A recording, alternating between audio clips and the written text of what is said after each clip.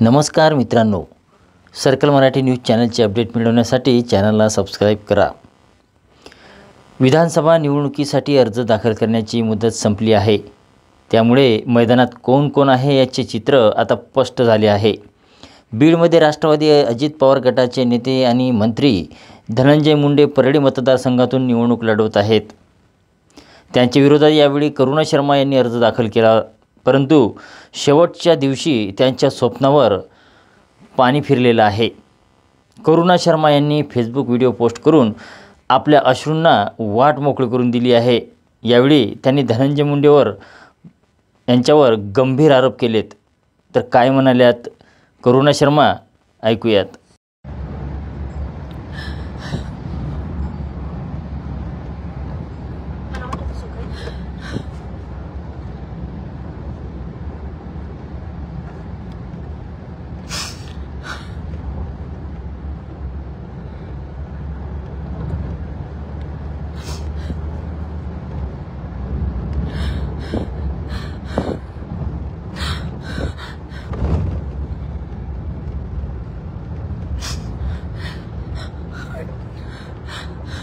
महाराष्ट्र में लोकशाही खत्म हो चुकी है, लोकशाही नहीं रही है। मैंने परली विधानसभा का फॉर्म भरा था, इसलिए कि वहाँ की गुंडागर्दी, लोगों पे हो रहे अन्याय और अत्याचार, इसके खिलाफ मैंने आवाज उठाई थी। अकेली महिला, किसी का सपोर्ट ना होते हुए, कोई बड़ा पक्ष ना होते हुए मेरे पीछे, कोई भी बड़ा व्यक्ति ना होते हुए, ना मेरे पास पैसा था ना कुछ था, फिर भी मैं लड़ रही थी। जनता पे विश्वास है मुझे कि जनता मुझे जिता के देगी, और इसलिए मैंने परली और भीड़ में फॉर्म भरा था। मेरा राक्षस पति, जिसको मैंने 25 साल 26 साल अपना खून पिलाया, एक औरत अपना अस्तित्व खो के अपने पति का अस्तित्व बनाती है, पर वही पति नाश का मिटा, सत्यानाश जाएगी तेरी धनंजय मुंडे। तूने मेरा आज पर्चा अवैध नहीं करवाया है, तूने आज तेरी हार लिख दी है। तू एक औरत से डर गया है, ये इतिहास गवाह है। दुर्योधन, दुशासन, कंस, रावण, सबका अंत एक औरत के हाथ हुआ है, और तेरा भी राजकीय अंत, तुम लोगों का राजकीय अंत मैं करके रहूंगी। मैं चुप नहीं बैठूंगी, इतना तू ध्यान रख। मैं शांत नहीं बैठूंगी, मैं कोर्ट में जाऊंगी। तू अनुमोदक को खरीद सकता है। अरे मेरे गरीब लोगों के लिए मैं लड़ रही थी। मैं भी चाहती तो अपने बम्बई में ऐशो आराम की जिंदगी जी सकती थी। 5 तारीख को मेरी बच्ची का बर्थडे था, मैं नहीं गई क्योंकि मेरे पास कार्यकर्ता कम है।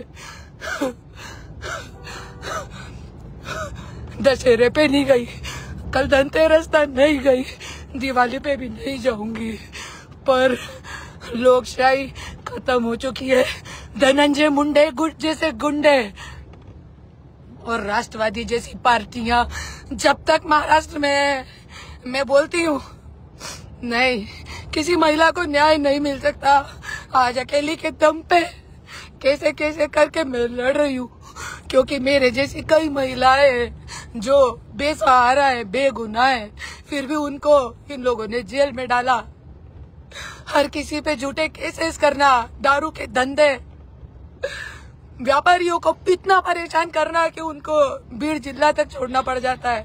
परली तो दूर की बात है। ये सब चीजें जब मैंने देखी तब मैंने पक्ष निकाला। मुझे मालूम था ये सारे पक्ष एक जैसे, कोई किसी का साथ नहीं देगा। पर आज मेरा पर्चा अवैध कर दिया, और जो धनंजय मुंडे ने इतना सब कुछ अपने पर्चे में झूठ झूठ बोला है, मेरा नाम नहीं लिखा, मेरे बच्चों का नाम लिखा है।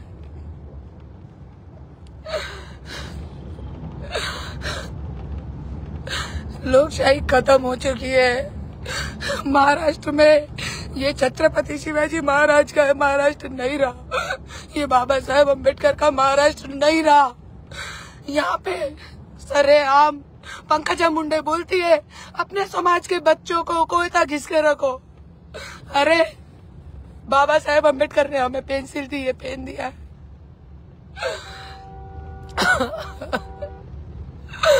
धनंजय मुंडे, मैं तुझे कभी माफ नहीं करूंगी। 27 साल मैंने तुझे अपना खून पिलाया, मेरे बच्चों के मुंह पे पानी मार मार के 3 बजे उठा के मैंने उनसे लिखवाया पापा मंत्री बन गए, पापा मंत्री बन गए। नौकरों से खाना 1 टाइम बनवाती थी, वही अपने बच्चों को 3 टाइम खिलाती थी। 18 घंटे तपस्या की तेरे लिए। अरे तेरे में जरा भी मानुसगी है कि नहीं?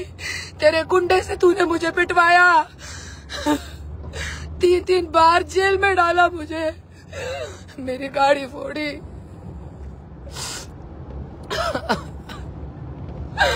धनंजय मुंडे, तेरी राजनीति खत्म होगी अब। तू मेरे से आज ही हार गया है।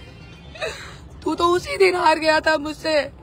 मुझे लगा था कि परली में मेरे को फॉर्म भरने के लिए 10 अनुमोदक तक नहीं मिलेंगे, पर मुझे 30 अनुमोदक ने अपने खर्चे से गाड़ी का किराया भी नहीं मांगा और 30 अनुमोदक मुझे लाके 1 दिन में दिए। लोकशाही खत्म हो चुकी है। जाति पाति का राजकारण, समाज का राजकारण,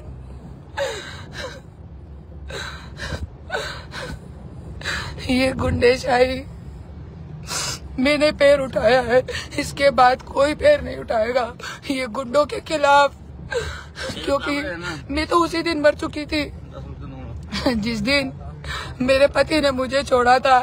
एक पति की छोड़ी हुई औरत की कोई वैल्यू नहीं होती इस दुनिया में, और मेरा पति मेरे लिए पति नहीं, मेरी सांसें था, मेरी आत्मा था। पर जब 3 बार मुझे जेल में डाला, मैं पहली बार जेल से निकली, वाल्मीकि कराड़ के सामने मैंने अपने पति को आई लव यू बोला। दूसरी बार भी निकली, तब भी मैंने आई लव यू बोला। पर तीसरी बार जब मैंने एरवाड़ा जेल में 45 दिन रही, और जब मैंने देखा कि नहीं, एक ही घर के 9 लोगों को इन लोगों ने जेल में डाला हुआ है, उसमें 75 वर्ष की एक बूढ़ी महिला भी थी। एरवाड़ा में जाके आप लोग पता कर सकते हैं, उनको निकालने वाला कोई नहीं था जेल से बाहर। ये सब चीजें, वो जो नेता है राष्ट्रवादी का, उसके ड्रग्स के बड़े बड़े धंधे हैं, उसका दामाद ड्रग्स का धंधा करता है। क्या नाम है उसका? असलम, क्या है तो नाम है उनका, मेरे को नहीं मालूम। वो मंत्री था, वो अभी भी जेल में गया था। उस ड्रग्स का कितनी 3000 कोटी की ड्रग्स पकड़ाई थी। एरवाड़ा जेल में मैंने यही देखा कि एरवाड़ा जेल में छोटी छोटी लड़कियां जो ड्रग्स को बेचती है, करती है, उनको जेल में डाला हुआ है 5-5 साल। वो छोटी लड़कियां बेचती, उनसे ये धंधे करवाए जाते हैं, उनको पकड़ के जेल में डाला जाता है। पर वो नेता मंत्री जो व्हाइट कॉलर बन के बैठा है मंत्रालय में, उसके लिए कोई कुछ नहीं बोलता। और यदि मेरे जैसी औरत आवाज उठाती है, अपने 2 बच्चों को छोड़ के, पिछले 3 साल से मैं भीड़ में बैठ के लड़ रही हूँ लोगों के लिए, मुझे कुछ नहीं चाहिए। मैंने शपथ पत्र करके दिया था कि मैं ना अपनी पगार में से भी 1 रुपया नहीं लूंगी, नहीं चाहिए मुझे पगार में से भी 1 रुपया। आपकी निधि आपको पूरी दे दूंगी।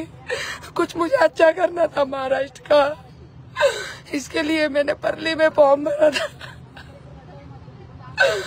धनंजय मुंडे, तू हारेगा और हारेगा। तूने ठीक है मेरा पर्चा वैध करवाया ना, मैं इसके खिलाफ कोर्ट तक जाऊंगी, और जो उम्मीदवार मुझे अच्छा लगेगा मैं दर जाके दरवाजे जाके अपक्ष उम्मीदवार को जिताऊंगी। इतना तू ध्यान रख, तू मुझे हरा सकता है पर लोकशाही को नहीं, जनता को नहीं हरा सकता तू।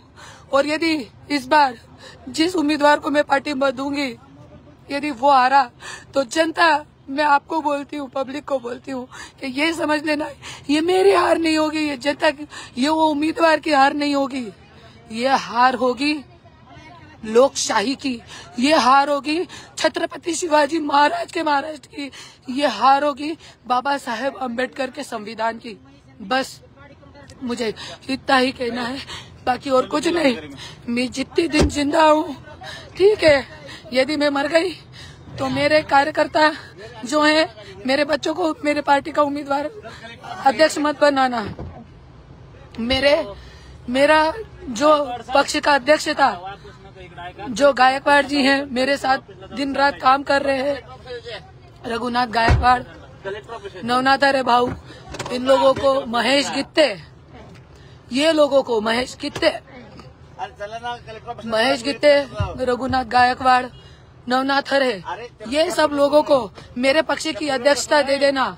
और मेरे पक्ष के, एक मिनट चुप रहो ना, मेरे पक्ष के जो उत्तराधिकारी रहेंगे, स्वराज्य शक्ति सेना, जिसको एक अकेली महिला ने तिल तिल करके बढ़ाया है, उसके उत्तराधिकारी ये लोग ही रहेंगे।